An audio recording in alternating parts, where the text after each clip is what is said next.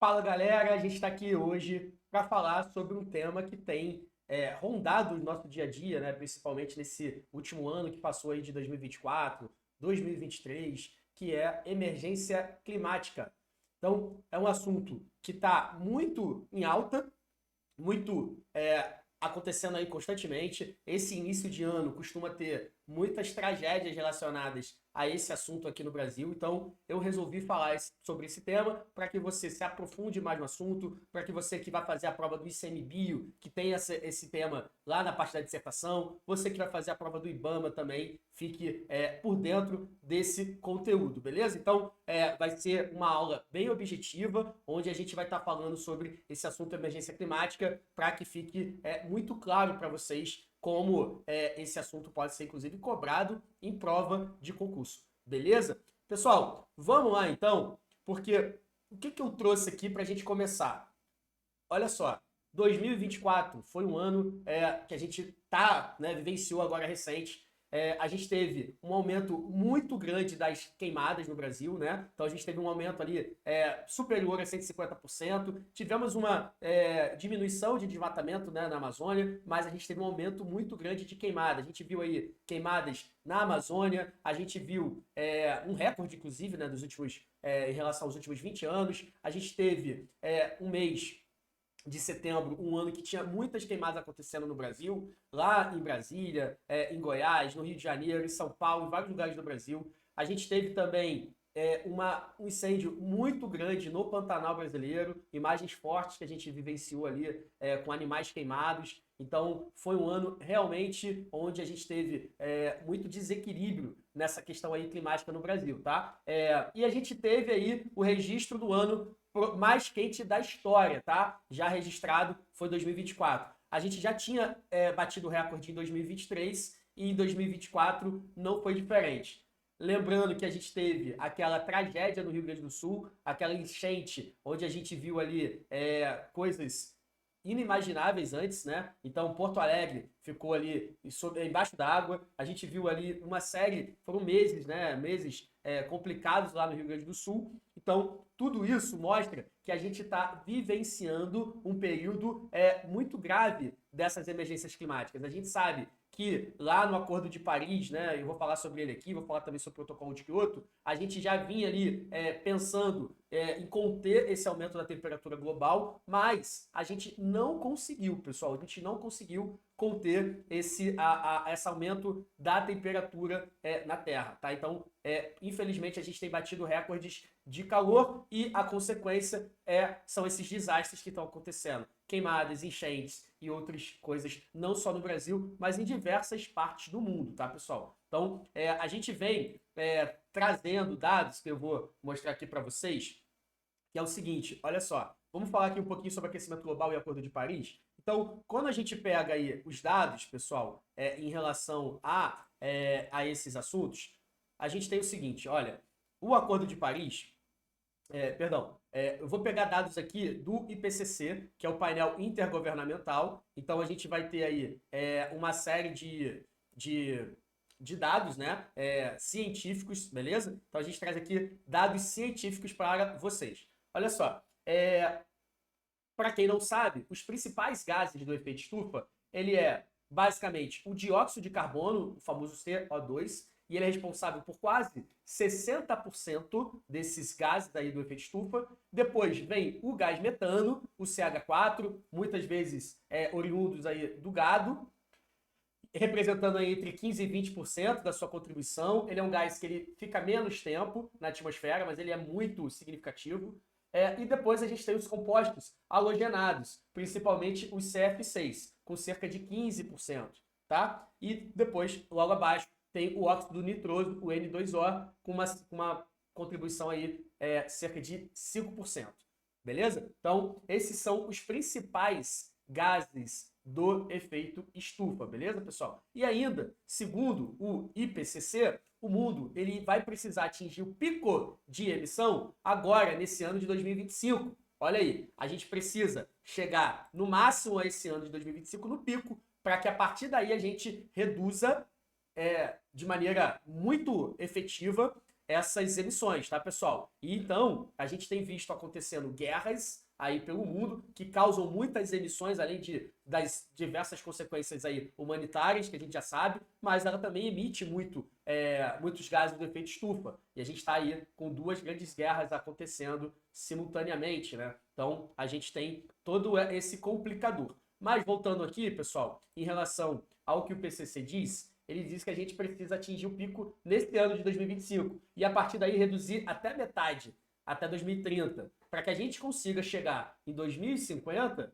com o zero líquido, tá? Então, a gente vai precisar, a partir desse ano de 2025, reduzir pela metade para que em 2050 a gente consiga chegar no zero líquido. É muito difícil, pensando no cenário atual, presidente dos Estados Unidos, que não está muito preocupado com essas questões aí climáticas, né? Ele está preocupado muito com o país dele, está preocupado muito ali em manter a soberania dos Estados Unidos, e isso independente do que ele precisar fazer, tá? Então a gente deve, ao contrário do que os cientistas preconizam, a gente deve ter um aumento, infelizmente, da temperatura, tá? E das emissões de gases do efeito estufa. E quais são as evidências de que a gente já está vivenciando um aquecimento global? Olha só as evidências que o IPCC nos traz. Bom, concentração de dióxido de carbono acima dos 2 bilhões de anos, então a gente está emitindo, né, concentrando muito mais dióxido de carbono do que dos últimos 2 milhões de anos. Temos um recuo dos glaciais, nunca antes visto. A última década foi a mais quente do que qualquer outro período dos últimos 125 mil anos, e eu já falei no início que o ano de 2023 foi o ano mais quente até então, e infelizmente o ano de 2024 bateu esse recorde. Beleza? Uma outra evidência é que o nível do mar tem aumentado, pessoal. Aumentado muito mais rápido do que em qualquer outro período também. Tá? Isso causa uma série de complicações aí. A gente tem visto, inclusive no Nordeste, cidades, no Rio de Janeiro, no sul do Rio de Janeiro também, cidades sendo engolidas pelo mar. Tá? Cobertura de gelo ártico do verão muito menor do que nos últimos 1000 anos. Aquecimento do oceano mais rápido do que em qualquer momento, desde o fim da Era do Gelo. E acidificação dos oceanos no nível também mais alto do que dos últimos 26 mil anos, tá? Então, olha aí a complicação que a gente está vivendo, olha a importância da gente tomar medidas enérgicas e drásticas imediatamente, tá? A gente tem que tomar uma série, na verdade, cada um pode fazer a sua parte, mas a gente sabe que os líderes mundiais precisam tomar decisões que venham no sentido de conter também o aquecimento global.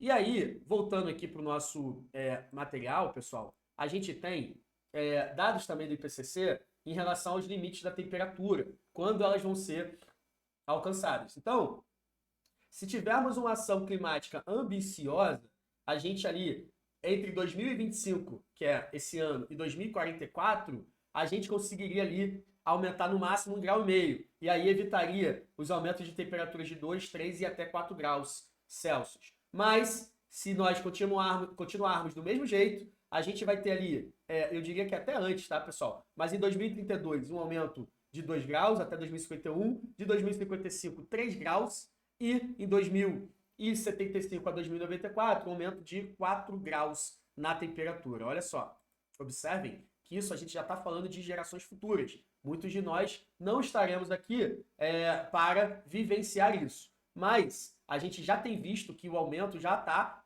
acima do 1,5 grau, batendo até 2 graus acima. E uma vez eu tive uma aula com o nosso mestre, né, o professor Carlos Nobre, e ele faz uma relação muito interessante em relação ao aquecimento, né, a temperatura da Terra e o nosso corpo humano. Então, por exemplo, se a gente já está ali na faixa de 37 graus, a gente ainda, teoricamente, não está na febre. Mas se a gente aumentar 1 grau para 38, aí já é o estágio de febre. Aumentar mais 1 grau para 39 graus, a tua febre já complica, já causa aí uma série de complicações. De 39 para 40, mais 1 grau, aí já é uma febre muito grave que pode comprometer uma série de outras funções aí do teu corpo. É a mesma coisa a relação aqui do aumento da temperatura da Terra, tá? Então a gente vai ver, e já tá vendo, né? Os cientistas nem imaginavam que os efeitos iriam ser tão rápidos, e a gente já tá sentindo muitos desses efeitos, mas a consequência vai ser muito desastrosa. Principalmente, pessoal, se a gente levar em consideração que os que mais sofrem essas emergências aí, essas mudanças climáticas, são os mais pobres. Né? Então, muitos não têm ar-condicionado em casa, muitos não têm nem água em casa, e isso vai ficar cada vez mais difícil a sobrevivência para essas pessoas em situação de baixa renda, extrema pobreza. Então, esses fatores eles são mais gravosos para essas populações. Tá? Então, vamos lá e vamos ficar atento que isso pode ser objeto de cobrança também. Tá? Para prova e para outros fins. Vamos falar rapidamente aqui sobre dois marcos importantes na questão do aquecimento global. O primeiro, que é o Protocolo de Kyoto, né, que é um tratado internacional feito lá em 97 para 98, onde a gente tem aí o seu primeiro tratado para falar de controle de emissões de gases do efeito estufa. Tá? Foi no Protocolo de Kyoto que a gente teve o primeiro marco dentro da nossa contemporaneidade para falar em relação ao controle dessas emissões. O Protocolo de Kyoto ele foi internacionalizado no Brasil lá em 2002 com o Decreto Legislativo 144 e depois ratificado em 2005, né? E depois pelo decreto, né, lá de 2005 que vai promulgar ele oficialmente, Decreto 5.445.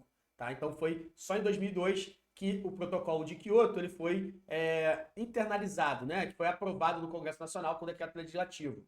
Beleza? Uma observação importante é que esses compromissos estabelecidos lá no Protocolo de Kyoto, ele tinha um período inicial para vigorar de apenas 2008 a 2012. Tá? Porém, logo depois, teve a famosa emenda de Doha, onde esse período foi estendido até 2020. Tá? Então, de 2013 a 2020 foi estendido, né? Era até 2012, aí ele foi estendido através da emenda de Doha. Uma observação importante é que os CF6 eles ficaram de fora, e os hidroclorofluorocarbonetos. Por quê? Porque eles já estavam sendo tratados lá no Protocolo de Montreal, que ele versa sobre a camada de ozônio. Tá? Então, os CF6 ficaram de fora do Protocolo de Kyoto, porque ele já estava no Protocolo de Montreal, que tratava da camada de ozônio. Uma das características importantes aqui, para vocês ficarem atentos em relação ao Protocolo de Kyoto, e aliás é uma das fontes de críticas aí muito grande, é que o Protocolo de Kyoto, ele na verdade, ele era principalmente ele era para os países desenvolvidos, né? E aí ele não colocou como obrigatório essa redução para os países em desenvolvimento e nem pensou na possibilidade desses países crescerem economicamente nos próximos anos. E aí a gente tem o caso da Rússia, da China, da Índia e do nosso país, do Brasil, que cresceram, né? As suas economias cresceram nesses anos e hoje são um dos maiores responsáveis também pelas emissões. E eu destacaria muito a China e a Índia também, a Rússia também, óbvio, nessa conta. Porém, esses países em desenvolvimento naquela época, em 98, 97 para 98, não foram colocados como obrigatório. Então, isso é uma das críticas que se faz ao Protocolo de Kyoto, tá? E eles não consideraram esses países e nem a possibilidade de crescimento, né, da economia desses países nos anos seguintes. O Protocolo de Kyoto, pessoal, ele tem principalmente 3 mecanismos importantes para que a gente saiba como funciona, como operacionalizar, né, esse protocolo aí. Vamos lá, vamos falar, lembrando novamente que ele é para países desenvolvidos. Os em desenvolvimento aderiram, mas não de maneira obrigatória. Tá? As metas eram para os países desenvolvidos. E aí, quando a gente traz esses mecanismos, é importante a gente falar do mecanismo de implementação conjunta, que ele é nada mais a possibilidade de você transferir para ou você adquirir de qualquer uma das partes unidades de redução de emissão. Tá? Então, você tem a possibilidade de transferir ou adquirir de qualquer uma dessas partes a unidade de redução de emissão. Tem também um segundo mecanismo, que é o mecanismo de comércio das emissões, onde os países que possuem unidade de emissão de sobra, que no caso ele reduziu, né, as suas emissões, e essa redução é gerada uma unidade ali de emissão. Você poderia, essas partes podem vender esses excessos que estão acima do que ele colocou como meta, tá? Então, ele colocou uma determinada meta, ele conseguiu reduzir acima daquela meta, então esse excedente pode ser transacionado entre os outros países, tá? Que estariam buscando cumprir as suas próprias metas. Então, às vezes um país não conseguiu cumprir a meta, ele poderia comprar essa parte aí, né, transacionar de algum país que conseguiu reduzir a sua meta além da sua meta, tá? Então, isso é importante. E o MDL, que a gente fala até hoje, né, do mecanismo de desenvolvimento limpo. E o MDL, pessoal, nada mais é do que o desenvolvimento de projetos que vão aí trabalhar com a redução de emissão de gases, né, com a redução de emissão de gases em países menos desenvolvidos. Observe isso aqui, ó, tá? E também em desenvolvimento, os quais eles vão poder vender essas reduções das emissões de gases de efeito estufa. E essas reduções, elas são chamadas de reduções certificadas, porque vão precisar passar por certificação, tá? E aí, auxiliando a esses países a cumprir a sua meta. Então, um país em desenvolvimento, ele pode fazer aí um trabalho de redução, né, de emissão de gases de efeito estufa e negociar com o país desenvolvido essas reduções. E aí aquele país desenvolvido que não conseguiu mudar a sua matriz energética, não conseguiu dar mais tecnologia para suas indústrias poluírem menos, poderiam comprar essas reduções certificadas de emissão dos países em desenvolvimento, tá? É isso que diz ali o mecanismo de desenvolvimento limpo, pessoal. Então, porém, a partir ali de 2020, onde acabou o protocolo de Kyoto, né, a vigência do protocolo de Kyoto, já prorrogado pela emenda de Doha, a gente vem com o Acordo de Paris, que é uma evolução em relação ao protocolo de Kyoto. Eu vou falar aqui para vocês o motivo dessa evolução, né? E já trata das contribuições nacionalmente determinadas, né? Então cada país vai ter a sua meta de redução. Enfim, vamos lá, vamos falar aqui na prática como é que ficou, né, o Acordo de Paris. Ele teve a aprovação por 195 países membros das Nações Unidas, e esses países se comprometeram a reduzir as suas emissões de gases de efeito estufa, tá? Por quê? Porque eles entenderam, né, a necessidade de reduzir ou de manter o aumento da temperatura global abaixo de 2 graus Celsius, tá? Nos níveis pré-industriais. Então, esses países entenderam isso. Porém, eles ainda se comprometeram a fazer esforços, né, para que esse aumento não passe de 1,5 grau. E a gente já viu que já passou. Tá? A gente já viu que não foi efetivo, não está dando certo. Então, a ideia era limitar a no máximo 2, porém, os países iriam se esforçar ainda mais para que esse aumento não chegasse a passar 1,5 grau, coisa que a gente já está vendo que não está funcionando. Tá? Olha uma evolução aqui do Acordo de Paris, tá? Todas as partes, elas têm que fazer esforços e comunicar suas estratégias de longo prazo para o desenvolvimento dessas baixas emissões, tá? O que isso nos diz? Que, olha a grande evolução aqui, ó, em relação ao protocolo de Kyoto. Tanto os países mais desenvolvidos quanto os menos vão possuir responsabilidades.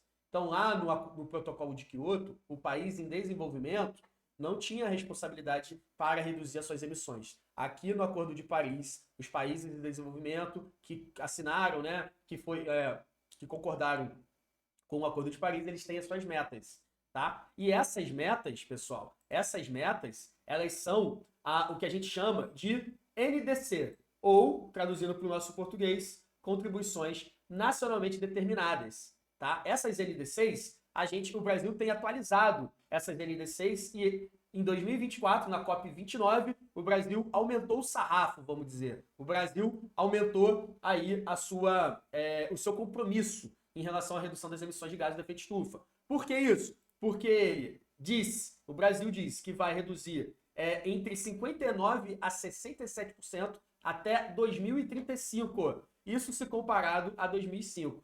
Tá? Então o Brasil se comprometeu a reduzir entre 59% e 67% das suas emissões até 2035. Isso vai ser o equivalente a 850 milhões e 1 bilhão de toneladas de CO2 equivalente. Tá? É essa que é a nova NDC do Brasil assinada lá na COP29, tá? Então, cada país, inclusive em desenvolvimento, tem a sua NDC. Essa NDC, cada país diz ali como vai ser. Então, o Brasil optou por aumentar ainda a sua parcela de contribuição, tá? E essas NDCs, cada país vai ter a sua. Então, pessoal, no caso dos países desenvolvidos, eles também devem propor recursos financeiros para auxiliar as partes, principalmente em países em desenvolvimento, a questão da mitigação e adaptação. Tá? Então, a ideia é que os países desenvolvidos, eles auxiliem, né, os países em desenvolvimento através, né, provendo recursos financeiros para que esses países reduzam aí as suas emissões. Até porque a gente sabe que é caro essa transição, né?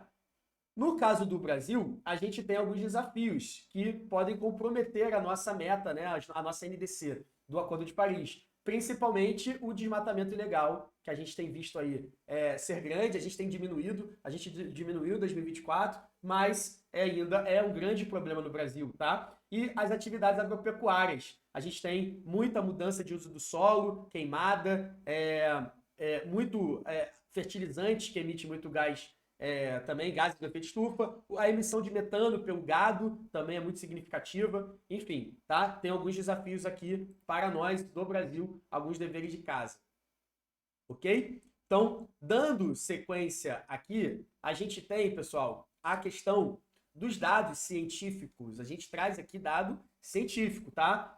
Esse dado é do Observatório do Clima aqui no Brasil, tá? Uma instituição que faz anualmente um relatório, emite relatório em relação a essas emissões aqui do Brasil. No caso do Brasil, a devastação dos nossos biomas, aí são 6, né, 6 biomas aqui no Brasil, emitiu mais de 1 gigatoneladas de CO2 em 2023. Isso faz com que a gente seja o 5º maior emissor de gases do efeito estufa do mundo. Nós somos o 5º. Porém, os primeiros ali, Estados Unidos e China, estão muito à frente da gente, tá? Mas a gente é o 5º maior emissor de gases do efeito estufa do mundo.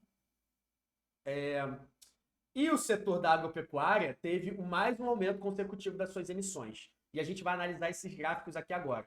Observem como é a situação aqui no Brasil em relação à emissão. Ó, o verdinho é mudança de uso da terra. Mudança de uso da terra é muito desmatamento, tá? Queimada. Então você vê, a gente está aqui em 2023. Em 2023, a gente tem ali, como grande parte das emissões, a mudança do uso da terra aqui no Brasil, tá? Logo após, a gente tem a agropecuária como relevante nas emissões. Depois a gente tem a parte de energia, a gente tem uma matriz energética relativamente limpa, né, e principalmente se comparada a outros países do mundo, mas ela também causa emissões, né, significativas, mas menor do que os outros itens. E tem os processos, os resíduos e os processos industriais também como emissor, porém menor. Aí a gente analisa esse gráfico aqui ao lado. Deixa eu fechar minha câmera aqui para a gente olhar com calma. A gente teve uma redução, aqui é 2022, a mudança de uso da terra, e comparado a 2023. Então, a emissão de mudança de uso da terra, desmatamento, queimada, diminuiu em 2023 em relação a 2022. A gente teve uma diminuição significativa, muito positiva, tá? Isso para o Brasil é muito importante. Deixa eu só cortar aqui para mim, que eu esqueci de falar uma coisa importante aqui para vocês. No Brasil, né, a gente está vendo aí que grande parte das nossas emissões, elas vêm aí de mudança de uso da terra, agropecuária. Nos outros países do mundo, principalmente os desenvolvidos, a maior parte das emissões ela vem de combustível fóssil, queima de combustível fóssil, seja na matriz energética, seja nos automóveis, tá? Então é diferente o perfil das nossas emissões se comparado com os outros países do mundo, principalmente os desenvolvidos, tá? Voltando aqui para o nosso gráfico, pessoal, a gente tem, então, uma redução de emissão vinda de mudança de uso da terra, porém, um aumento pela agropecuária. Então, a gente teve um aumento aqui de emissões causadas pela agropecuária. E aí a gente tem vários fatores que podem ser, o gado também emitindo aí gás metano e outras coisas, fertilizantes, maquinário, uma série de outros fatores, tá? Então a gente teve um aumento em relação a 2022 na questão da agropecuária, tá? A energia aumentou também um pouco e os demais ficaram meio que equilibrados em relação ao ano de 2022, tá? Esses são os dados, pessoal, que eu peguei atualizado lá do Observatório do Clima, tá bom? Então, dados científicos. Aqui a gente está trabalhando com dados científicos, tá? Voltando aqui para o material, pessoal, vamos analisar mais um gráfico aqui, que é em relação ao perfil das emissões por estado brasileiro. Então, olha só como em relação ao setor agropecuário, tá, pessoal? Em relação ao setor agropecuário, a gente tem aí o maior emissor, o estado do Mato Grosso. Por que isso? Porque é o maior estado, né? O estado mais produtor do agronegócio brasileiro, seja na produção de soja, milho, algodão, pecuária também, tá? Então ele é bem acima dos demais. E aqui a gente vê em relação aos outros estados também, estados muito produtores ali, principalmente pecuária e as monoculturas ali de soja, milho e tudo mais. Então vem aí Goiás, Minas Gerais e o Pará. O Pará aqui com uma pecuária muito forte, desmatamento também oriundo aí, principalmente do avanço da fronteira agrícola, tá? E depois a gente vê também os estados também que compõem o Mato Piba, tá? Que é a nova fronteira agrícola, nem tão nova assim, mas representada pelos estados do Maranhão, do Tocantins, da Bahia e do Piauí, tá? Piauí aqui, ainda menor, mas significativo também, tá? Então, esse é o perfil das emissões em relação ao setor agropecuário nos estados em 2023. Vindo para o outro gráfico, a gente já vê aí uma possibilidade interessante do agronegócio começar a contribuir para a redução de emissão. Porque a gente fala muito, corta aqui para mim, a gente fala muito, pessoal, do agro como um grande vilão da questão do aquecimento global. Mas o agro ele também pode se tornar parte da solução. Inclusive é isso que eu acredito, é isso que eu prego, defendo nas palestras que eu dou, nos eventos que eu participo, que o agro ele pode se tornar solução para conter o aquecimento global. E eu vou mostrar aqui para vocês o gráfico, como isso pode acontecer na prática, tá? Porque o agro sendo trabalhado com práticas sustentáveis, ele sequestra mais carbono do que emite, tá? Então, na verdade, ele tem a possibilidade de reter mais gases, né, de carbono ali do que emitir, tá? Então, vamos lá, sem mais delongas, analisar esse segundo gráfico aqui. Olha só. Quando a gente fala em lavouras cultivadas, pessoal, de sistema convencional, a gente vê aqui no gráfico que ele tem mais emissão, porque ele está acima do zero, então aqui ó, ele está acima, ele tem mais, ele emite mais do que sequestra. Lavouras cultivadas no sistema tradicional. Porém, isso é minoria do Brasil, tá? A gente sabe que no Brasil tem muitas lavouras aí, a maioria são cultivadas com algum sistema que tem algum tipo de benefício em relação ao sequestro de carbono. Vou falar sobre isso. Pastagens, pessoal, pastagens com baixo vigor, que são aquelas pastagens mais pobres, pastagens degradadas, a gente tem também mais emissão do que remoção de carbono, tá? Pelo solo, a gente está falando de remoção pelo solo aqui, tá? Então, pastagens com baixo vigor, as pastagens degradadas emitem mais do que sequestram. Se a gente já tiver uma pastagem de médio vigor, né, uma pastagem um pouco mais trabalhada, a gente já reduz bem a emissão. A gente já reduz bem a emissão em relação às remoções, tá? Então, mas já diminui em relação a uma pastagem completamente degradada. A partir daí, a gente já vai ter mais remoção do que emissão, que é o quê? As florestas plantadas. Então, aí eu vou dar o exemplo do eucalipto, vou dar exemplo ali da teca e de outras florestas plantadas. Por quê? Porque aí a gente já tem mais remoção do que emissão de carbono, tá? Então, olha aqui, ó, a gente já remove mais. Aí a gente já vem para as lavouras, né? Sobre o sistema de plantio direto. Pessoal, isso é bem comum no Brasil. Plantio direto é aquele tipo de plantação feito sobre a palhada. Então, por exemplo, teve uma plantação de soja. Após uma plantação de milho, fica ali a palhada e você vai plantar ali em cima daquela palhada a soja. Você também pode trabalhar com algum tipo de outras culturas ali também para formar Uma outra possibilidade ali de você fazer também o plantio direto. Enfim, é muito comum isso no Brasil, é muito mais comum do que o sistema convencional. Pelo simples fato, pessoal, que esse sistema de plantio direto, ele aumenta a rentabilidade da produção, comprovadamente. A Embrapa tem vários estudos, eu mesmo já fui em algumas propriedades no sul do Maranhão, que fazem sistema de plantio direto. O próprio produtor já falou que ele, naquela área onde ele tem o sistema de plantio direto, ele tem um aumento aí de pelo menos 10%, às vezes 20% em relação a uma área onde não tem, onde está no sistema convencional, tá? Então, isso é muito comum, principalmente porque o produtor ele quer ganhar mais, produzir mais naquele mesmo espaço, tá? Então, a gente vê aí que reduz, tá, pessoal? Voltando aqui, ó, a gente vê que o sistema de plantio direto, ele sequestra, ele remove mais carbono no solo do que emite, tá? Aí a gente tem os sistemas integrados, né? Lavoura, pecuária, floresta. Aí, olha só, olha o potencial, pessoal. Olha o potencial que tem em relação aos sistemas integrados de lavoura, pecuária, floresta. Sistemas integrados, eles são métodos, né, modelos onde o produtor ele tem na mesma área ali plantação, por exemplo, de soja, ele tem gado e ele tem às vezes um componente florestal, às vezes um eucalipto, às vezes numa floresta nativa mesmo, tá? Então aqui ele não entra nessa especificidade do componente florestal, se é vegetação nativa ou se uma plantação, por exemplo, de eucalipto, tá? Mas o fato é que uma ILPF, ela remove muito mais carbono do que emite, tá? Eu já tive a oportunidade de visitar algumas propriedades que têm o modelo ILPF. Existe também modelo de integração ILP, onde a gente tem uma integração lavoura-pecuária. Então seria plantação com gado, não teria o componente florestal, tá? Também é comum, mas ele não está aqui representado nesse gráfico. Aí, pessoal, para a gente finalizar, a gente tem as pastagens com alto vigor. Olha o potencial dela. As pastagens com alto vigor é o que tem o maior potencial de remoção de gás carbônico no solo.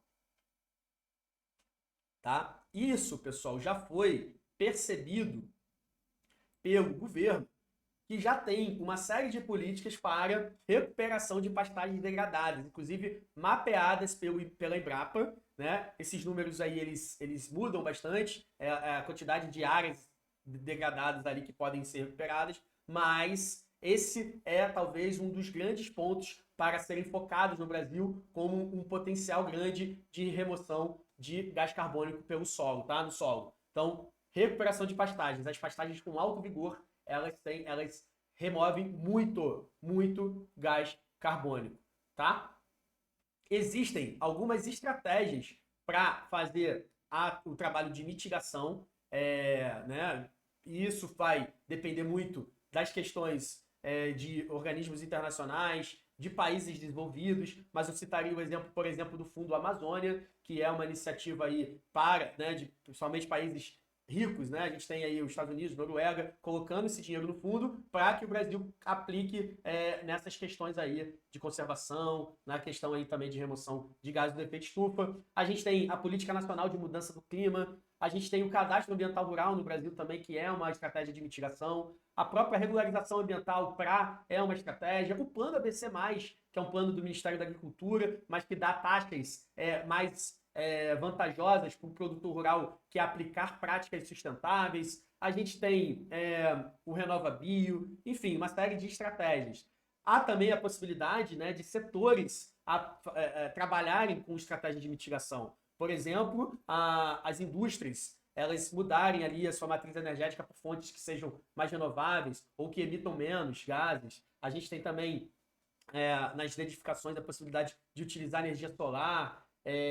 Na questão da pecuária e da agricultura, trabalhar com uma agricultura de precisão, onde você realmente coloque ali na área o que for necessário para aquele hectare, para aquele talhão, para o gado também, uma alimentação mais saudável, para que ele consiga se alimentar e você abater ele em menos tempo. Se você conseguir fazer isso, você também reduz a emissão de gás metano. monitoramento por satélite, enfim, várias tecnologias também podem ser aplicadas aí na questão da agricultura, da pecuária, super importante para que a gente consiga mitigar esses efeitos. O Brasil, pessoal, ele é um líder nessa questão ambiental, da sustentabilidade, apesar das guerras comerciais tentarem dizer o contrário, a gente na prática tem uma legislação muito avançada, que é o Código Florestal, né, muito avançado em relação a outros países, né? A gente tem uma grande parte da nossa agricultura trabalhando aí com sistemas ali produtivos que já tem de alguma maneira uma possibilidade de remover mais gás carbônico, mas a gente precisa também avançar na questão de conter o desmatamento ilegal, na questão de não precisar aumentar mais áreas para a produção, seja ela da pecuária ou da agricultura, porque a gente já tem muita área degradada que pode ser recuperada, né? E é isso que a gente também precisa entender. Tá? No mais, pessoal, o que eu gostaria de falar para vocês sobre as emergências climáticas eram essas, falar também sobre o Acordo de Paris, o Protocolo de Quioto, as possibilidades da gente mitigar os efeitos, né, as estratégias. Enfim, eu espero que vocês tenham gostado dessa aula e eu peço que vocês, se gostaram, curtam aqui esse vídeo para dar mais engajamento, comentem também, podem perguntar que eu vou respondendo aqui e também sigam o meu canal, porque eu costumo falar dessas coisas relacionadas a agro, ao meio ambiente e a questão também da tributação, beleza? Então, pessoal, um grande abraço para vocês e até a nossa próxima live. Um abraço!